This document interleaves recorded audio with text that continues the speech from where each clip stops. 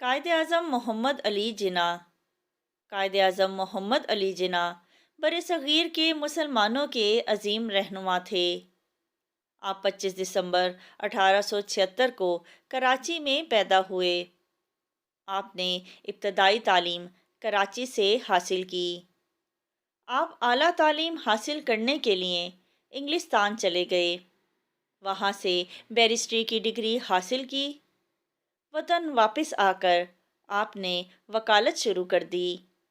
اس وقت ہندوستان پر انگریزوں کی حکومت تھی۔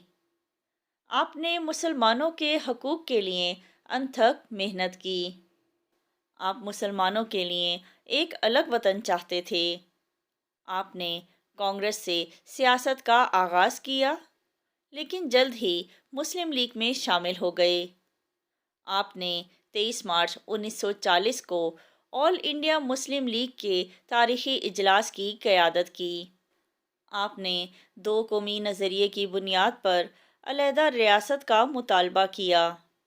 ایک طویل جدوجہد کے بعد 14 اگست 1947 کو پاکستان وجود میں آیا۔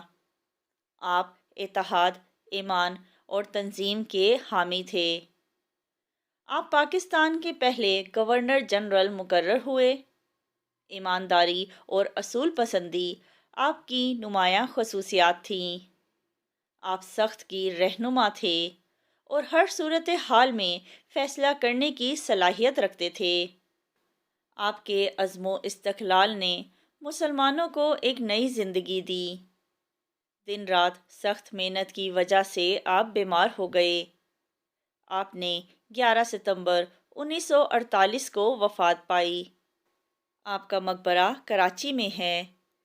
سرکاری طور پر پاکستان میں آپ کو قائد اعظم یعنی سب سے عظیم رہبر اور بابائے قوم یعنی قوم کا باپ بھی کہا جاتا ہے۔ آپ کے یوم پیدائش پر پورے ملک میں عام تعطیل ہوتی ہے۔